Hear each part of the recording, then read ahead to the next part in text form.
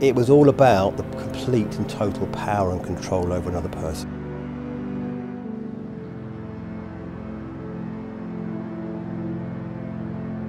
It's very difficult to understand a crime where the motive does not include sex, passion, money, or revenge or hate. When the sole motivation of an individual is purely to cause pain to another, that's quite hard to grasp. This is the first British conviction of a so-called Hurtcore paedophile. What is Hurtcore? Well, Hurtcore is a subset of a group of pedophiles who don't only want to engage in the sexual abuse of vulnerable people, or particularly children, bad enough and serious enough as that is, with lifelong traumatic effects on the victims, but they want to inflict as much pain, degradation, humiliation. They get off in sadism, they get their kicks out of that humiliation as well. So that what we find in the dark web has facilitated, with its layers of encryption and anonymization, are groups of these like-minded people in the dark web.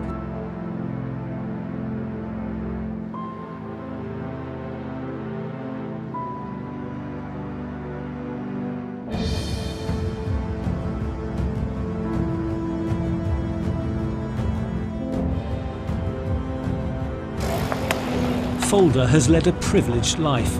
A fee-paying public school set him on the road to Cambridge. His family home is in Cheshire. Their neighbours include football and television stars. Falder's father told us, "This has turned our lives upside down. It came as a complete shock, and the family is totally devastated." It all began while he was a student at Cambridge University's Clare College. First an undergraduate, then doing a master's, then a PhD. It is difficult to describe the exploitation of his victims without horrifying many. Yet Falder's malevolent and ruthless dark side was hidden behind a mask of camaraderie at this elite university. Intellect was no barrier to depravity. He was described by fellow students as the life and soul of the party, and he organised many of them. But unbeknownst to his friends, he installed secret cameras in the bathrooms of the places where he stayed to watch. Lurid voyeurism. And from that, he gravitated to the infinite world of the internet and the dark web.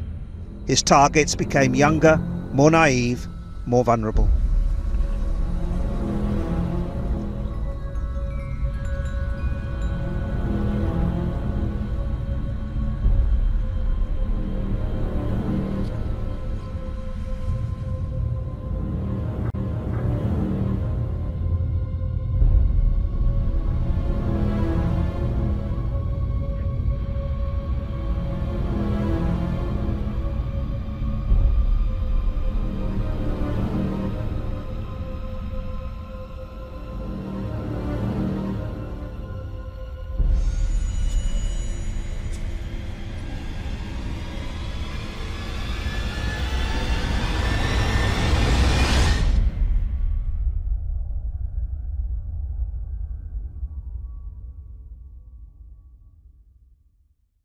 In 2010, he began a secret life online. He pretended to be a female artist, and by doing that, he manipulated his victims into sending him naked pictures of themselves.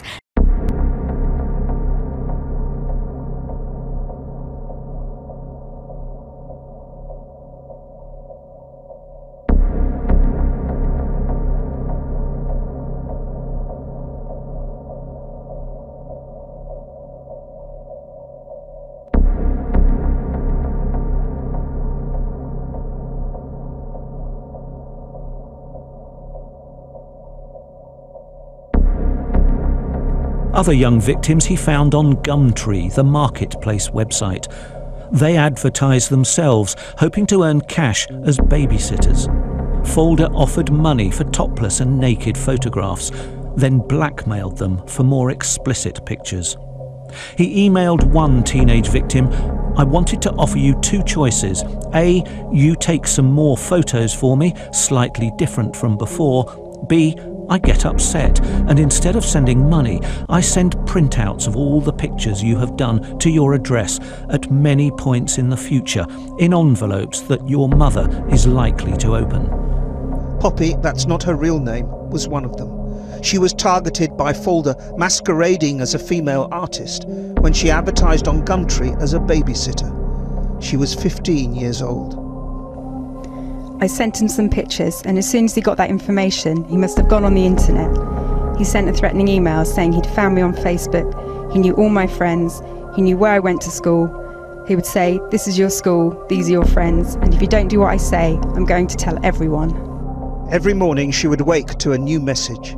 She sent him more than 200 images and videos of herself, taken under his instructions, and she would live with the constant dread that he would carry out his blackmail threat. Falder found victims across the world, blackmailing them into performing ever-increasing acts of depravity, sex abuse on themselves and on others. There were more than 50 victims. Girls, boys, women and men. He wasn't choosy. He committed crimes over 8 years at least. He admitted sexual exploitation of a child, inciting a child into sexual activity. He created and shared indecent images of children. He encouraged rape.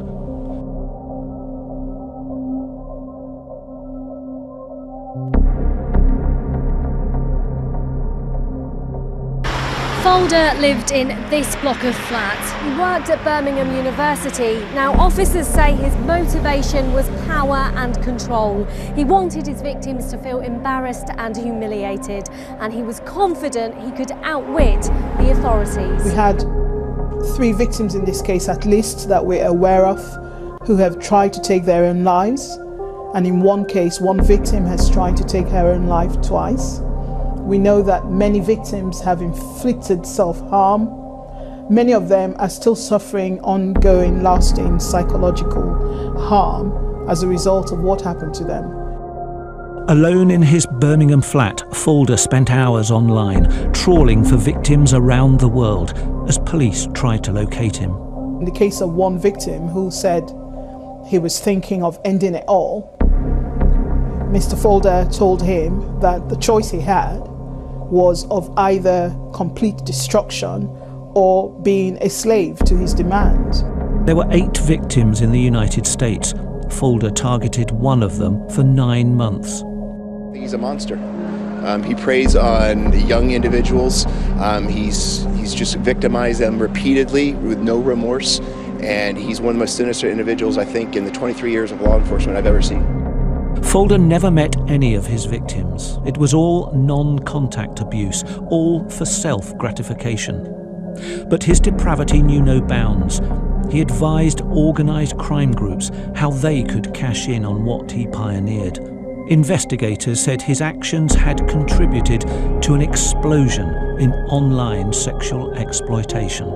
Falder was one of the most prolific child exploitation offenders and blackmailers we'd ever seen in the UK or even in the US. And so it just became the volume of victims and the techniques that were employed and the discipline that was employed by Falder on the internet to not be identified and not be caught was something we had never seen before. Falder was under surveillance for several months during a 4-year investigation. The Cambridge graduate was identified by the National Crime Agency.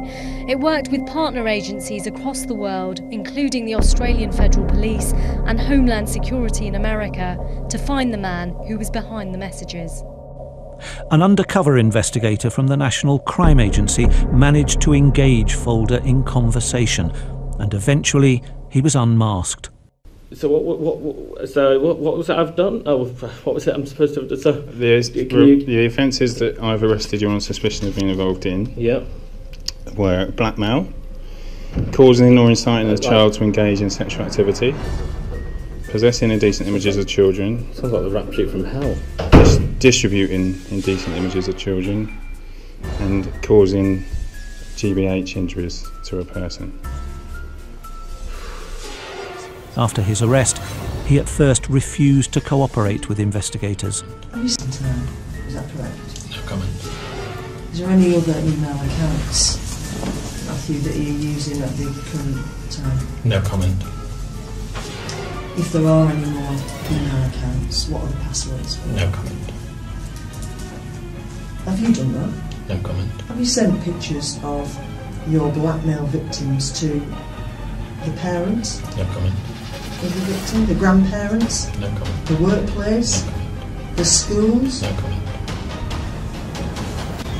The images that he provided to you, have you shared them with anybody else? No comment. Have you distributed those images to any like-minded individuals on the forums we've discussed previously? No comment. Or with any other person? No comment. Did you get any sexual gratification of that, No from comment. that? Or was it a power and control thing for you? No comment. Or was it humiliation? No comment. Falder is 29 and a geophysicist.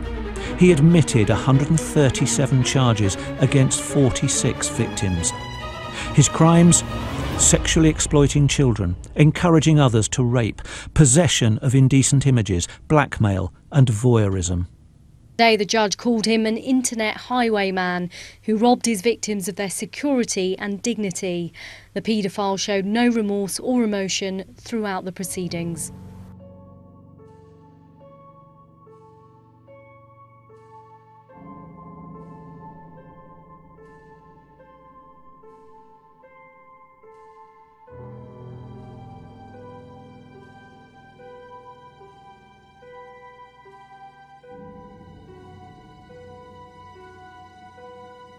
Pedophile Matthew Falder has been sentenced to 32 years in prison, another 6 on licence on top of that, for 137 offences, including encouraging sexual activity with a child and encouraging the rape of a child, described as one of the most prolific, dangerous and depraved offenders encountered by the NCA, which was one of a number of agencies around the world which combined their resources to catch him.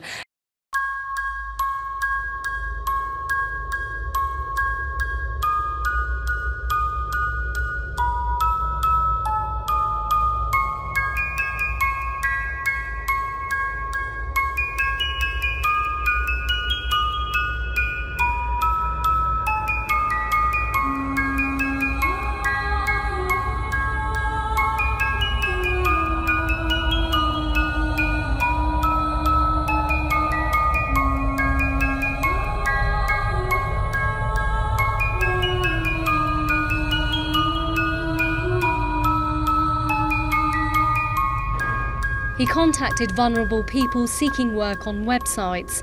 He then used names such as 666 Devil and Evil Mind on the darknet to communicate with other paedophiles.